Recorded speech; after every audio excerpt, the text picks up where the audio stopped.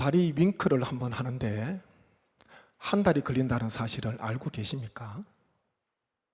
다리 윙크를 한번 하는데 한 달이 걸린다는 이 말은 달의 모양이 초승달에서 보름달을 거쳐 금음달로 변하는 것을 시적으로 감성적으로 표현한 말입니다. 요즘 밤하늘에 달 보십니까? 달이 보입니까? 밤에 아빠와 아이가 길을 걷고 있었습니다. 아이가 아빠에게 이런 말을 합니다. 아빠, 달이 따라와요. 우리 성도님 같으면 이 아이에게 어떻게 반응하시겠습니까? 달이 한가한가 보네, 심심한가 보네, 우리를 따라오게. 이건 착시 현상이야. 달이 우리를 따라오는 것처럼 보이지만 과학적으로는 사실은 그게 아니란다. 이런 말은요, 감성이 풍부한 아이의 마음에 찬물을 끼얹는 것과 같다는 것입니다. 아빠, 달이 따라와요. 이 표현은 아동문학가인 김원석 시인의 동시 달이 아빠를 이라는 시의 앞부분입니다. 달이 아빠라는 시, 짧은 시인데요, 한번 들어보십시오. 동시인데 내용이 이렇습니다. 아빠, 달이 따라와요. 달이? 예, 내가 좋은 모양이구나. 아니에요. 아빠가 좋은가 봐요. 아빠 머리 위에 있는 걸요. 이런 동시예요. 아름답지 않습니까? 아빠와 아이가 밤 캄캄한 길을 걸어가면서 따라오는 달을 보면서 서로의 사랑을 이렇게 표현을 하고 있습니다.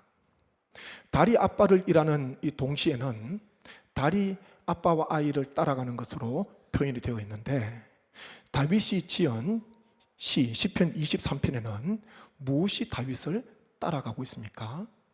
한번 6절 앞부분 한번 보시죠. 앞부분 두 번을 읽습니다. 함께 읽습니다. 내 평생의 선하심과 인자하심이 반드시 나를 따르리니, 내 평생의 선하심과 인자하심이 반드시 나를 따르리니. 아멘. 다윗은 내 평생에 무엇이 나를 따른다 이야기를 합니까? 선하심과 인자하심, 두 가지를 이야기하고 있습니다. 이 선하심에 해당되는 히브리어 토브는요, 좋음, 아름다움, 친절함이라는 의미를 가지고 있고요, 인자하심에 해당되는 히브리어 헤세드는 사랑하심이라는 뜻을 지니고 있습니다. 따라서 이 선하심과 인자하심이 다윗을 따른다는 것은 하나님 아버지의 성품이요, 그리고 하나님께서 아낌없이 베풀어 주시는, 다함 없으신, 조건 없은 그 사랑을 이야기하고 있는 것이죠. 다윗은 자신의 인생 시작부터 지금까지 평생 나를 추적하는 것, 그것은 하나님의 토부와 헤세드다, 그렇게 고백을 하고 있습니다. 다윗의 인생, 다윗을 넘어뜨리려고 하는 원수들, 우리가 말씀을 나누었잖아요. 다윗이 넘어지기를 바라고 멸망하기를 바라고 죽기를 바라는, 안 되기를 바라는 원수들이 추적을 하고 따라다녔습니다. 그런데 신앙의 눈으로 본다면요, 다윗은 자신을 따르는 원수가 아니라 하나님의 선하심과 인자하심이, 하나님의 성품과 변함없으신, 조건 없이 베풀어 주시는 하나님의 그 사랑이 나를 따라오고 있음을, 지금까지 나를 따르고 있음을 다윗은 고백을 하고 있는 것입니다. 이것이 얼마나 큰 은혜입니까? 원수들이 다윗을 추적하는 것이 아니라, 원수들만 다윗을 추적한 것이 아니라 하나님의 선하심과 인자하심이 다윗을 지금까지 추적하면서 따르고 있었다는 거예요. 어려움과 고난 속에 처할 때에 하나님의 선하심과 인자하심이 내 평생 따르고 있음을 우리 성도님 꼭 고백하시기를 주님의 이름으로 축복합니다. 시편 23편, 우리가 너무나 잘 아는 말씀입니다.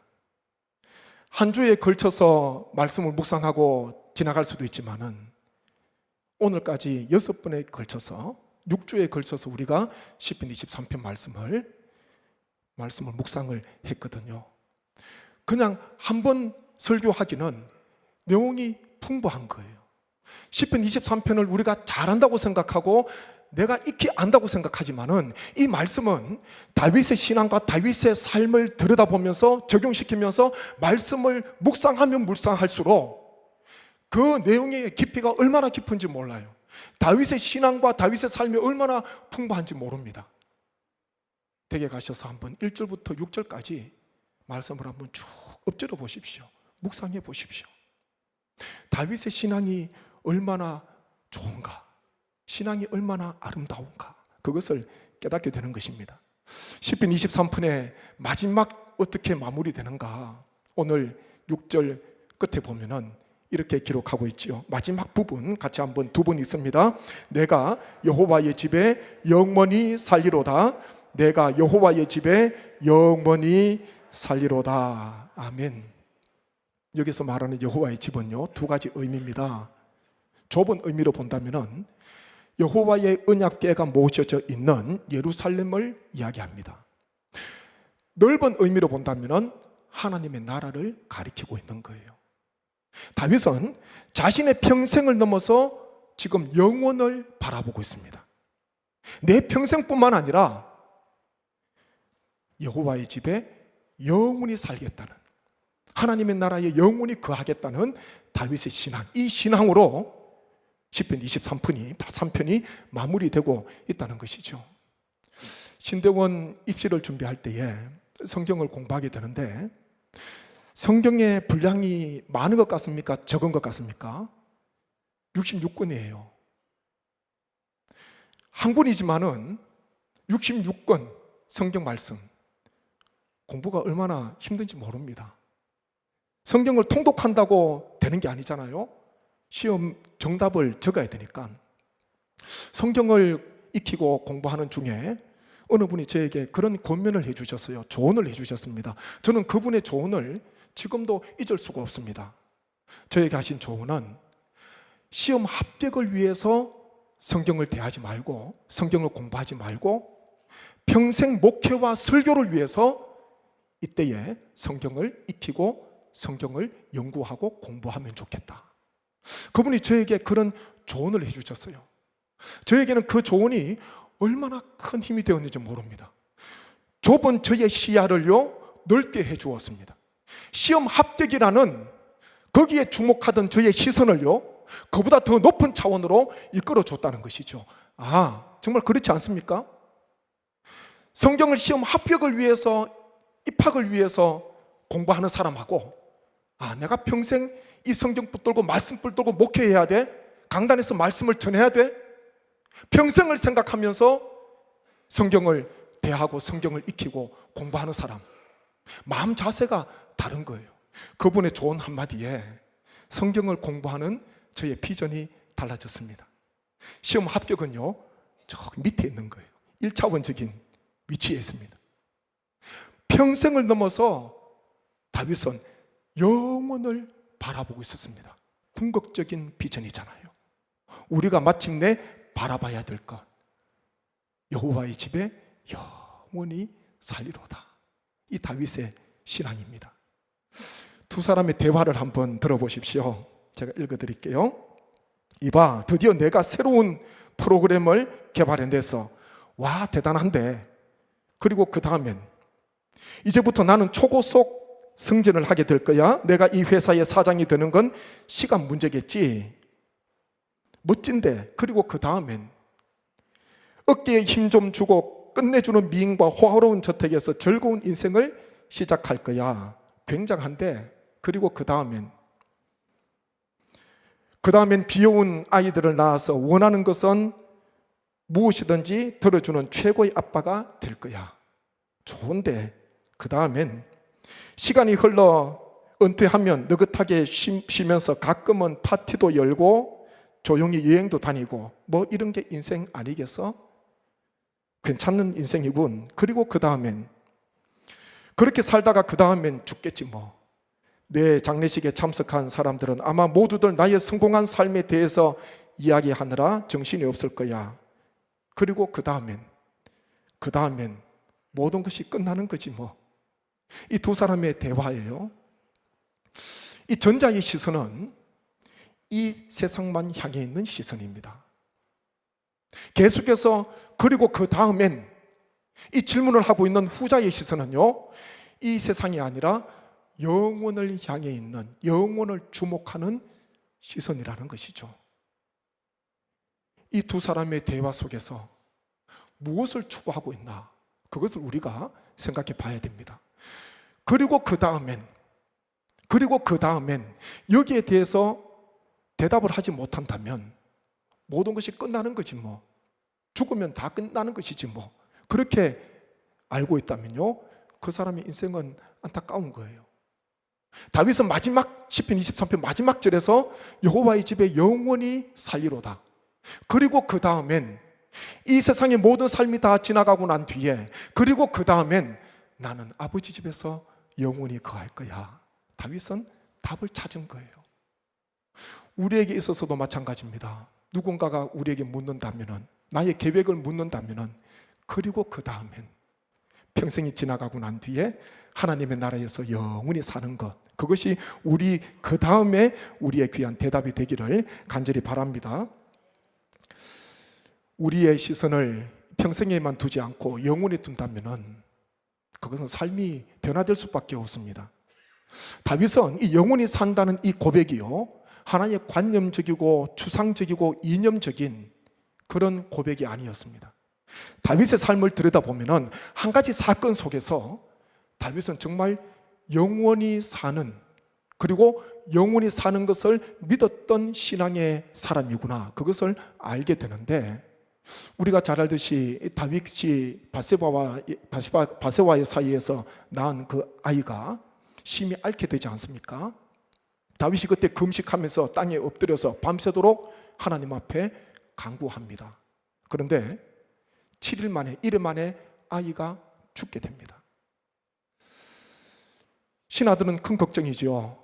아이가 살아있을 때에도 왕이 이렇게 근심하고 상심이 크신데 아이가 죽은 것을 알면은 얼마나 더 상심이 크실까? 그 누구 하나 다윗에게, 왕에게 이야기하는 사람이 없습니다. 그런데 수근거리는 신하들의 모습을 보면서 다윗은 낌새를 차리게 됩니다. 아이가 잘못됐구나, 아이가 죽었구나, 그것을 알게 됩니다. 아이가 죽은 것을 알게 된 다윗, 그 다음에 어떤 행동을 합니까? 사무엘하 12장 20절 말씀 한번 보시죠. 같이 읽습니다. 다윗이 땅에서 일어나 몸을 씻고 기름을 바르고 의복을 갈아입고 여호와의 집에 들어가서 경배하고 왕궁으로 돌아와 명령하여 음식을 그 앞에 차리게 하고 먹은지라. 아멘. 아이가 죽은 것을 알고 난 뒤에 아이가 죽었느냐? 예, 죽었습니다. 아이가 죽은 것을 알고 난 뒤에 다윗은 일어나서 몸을 씻고 기름을 바르고 의복을 갈아입고 여호와의 전에가 들어가서 경배하고 왕궁으로 돌아와서 음식을 차리라 명한 뒤에 음식을 먹었습니다. 그게 세 가지 행동이었잖아요. 옷을 갈아입었습니다. 몸을 씻었습니다. 기름을 발랐어요. 그리고 여호와의 전에서 경배하고 왕궁에 와서 음식을 먹었습니다. 신하들이 볼 때는 뜻밖의 행동 아닙니까? 너무나 의아한 그런 행동입니다. 신하들이 왕에게, 다윗에게 묻습니다. 아이가 살았을 때는 그를 위하여 금식하고 우시더니 죽은 후에는 일어나서 잡수시니 이 일이 어찌 됨이니까? 신하들이 볼 때는 다윗의 이 행동이 전혀 상식적으로 맞지 않는 모습이에요. 맞지 않는 행동입니다. 아이가 살았을 때도 그렇게 상심하시고 우시는데, 식음을 전폐하고 금식하며 엎드려 있는데 죽은 것 알면은 얼마나 더 상심할까? 근데요, 거기에서 반전이 일어나는 거예요. 다윗이 이렇게 묻는 신하에게 이런 말을 하게 됩니다. 사무엘하 12장 22절 23절 말씀, 어떤 내용인지 한번 제가 집중해서 말씀 함께 있습니다. 이르되 아이가 살았을 때에 내가 금식하고 운 것은 혹시 여호와께서 나를 불쌍히 여기사 아이를 살려 주실런지 누가 알까 생각함이거니와 지금은 죽었으니 내가 어찌 금식하랴? 내가 다시 돌아오게 할 수 있느냐? 나는 그에게로 가려니와 그는 내게로 돌아오지 아니하리라. 하니라. 아멘. 여기 보면요, 다윗이 가진 소망이 있었습니다. 내가 어찌 돌아오게 할 수 있으랴. 그는 내게 돌아올 수 없어. 그러면서요, 내가 갈 거야. 내가 그에게 갈 거야. 이런 말을 하고 있습니다. 이제 다윗이 아이가 죽고 난 뒤에 어떻게 해서 의복을 갈아입고 하나님께 경배하고 음식을 먹게 되었는지, 그 이유가 무엇인지 명쾌하게 우리는 알게 됩니다. 그것은요, 다윗의 마음속에 영원이라는 단어가 있었어요. 소망이 있었습니다.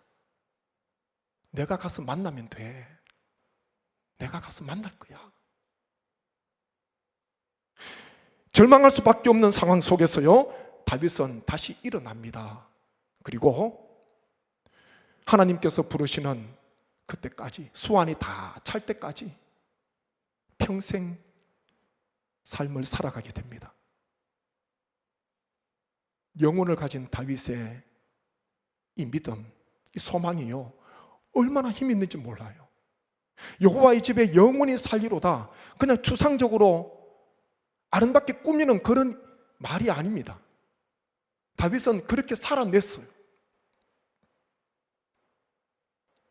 그 아픔과 절망 속에서 다윗은 이 소망 붙들고 다시 일어서게 된 것입니다. 이와 같은 소망이, 영원한 소망이 우리 성도님 가운데 함께 하시기를 주님의 이름으로 축복합니다.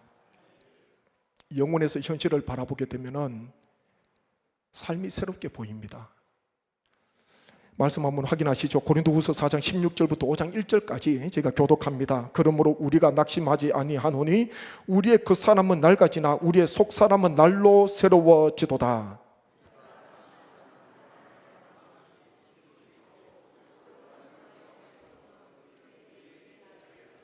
우리가 주목하는 것은 보이는 것이 아니요 보이지 않는 것이니 보이는 것은 잠깐이요 보이지 않는 것은 영원함이라. 만일 땅에 있는 우리의 장막집이 무너지면 하나님께서 지으신 집 곧 손으로 지은 것이 아니요 하늘에 있는 영원한 집이 우리에게 있는 줄 아느니라. 아멘. 사도 바울이 낙심하지 않는 이유는요, 이 땅에 장막집이 무너져도 하나님께서 지으신 집, 영원한 집이 있음을 알았기 때문에 사도 바울은 낙심하지 않았습니다. 영혼에서 자신의 고난, 환난을 바라보니까요, 이것은 잠시 잠깐 지나가는 것이요 심히 가벼운 것이다, 이렇게 바라보고 있습니다.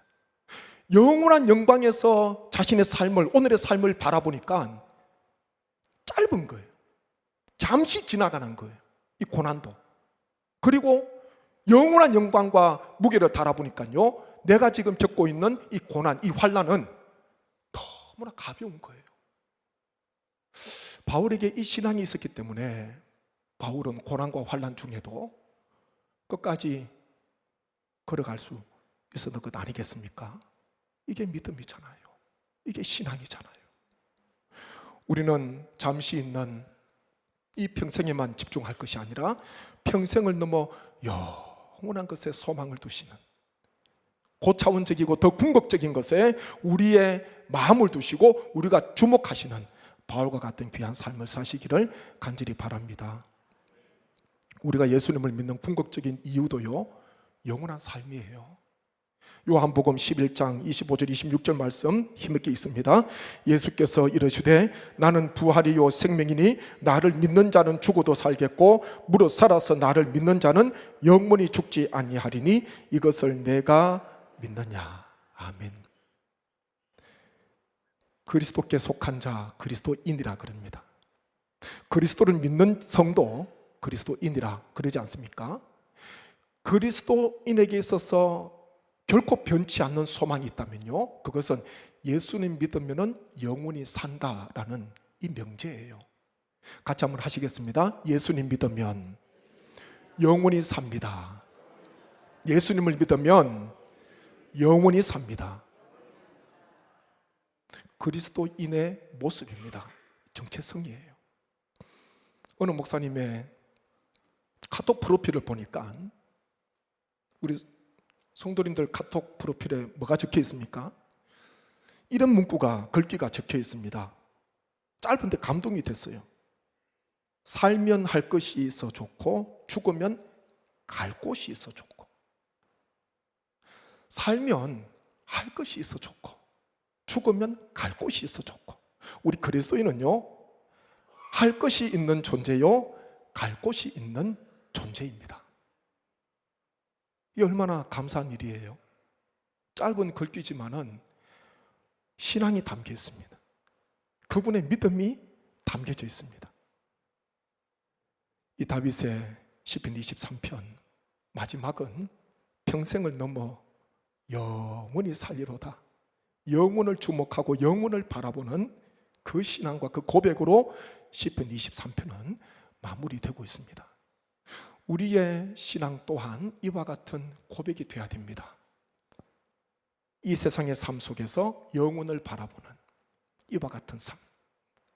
오늘 마지막 6절 말씀을 같이 한번 더 읽겠습니다. 6절 말씀 함께 읽습니다. 내 평생의 선하심과 인자하심이 반드시 나를 따르리니 내가 여호와의 집에 영원히 살리로다. 아멘. 이 다윗의 고백과 이 믿음이 우리의 것이 되시기를 주님의 이름으로 축복합니다.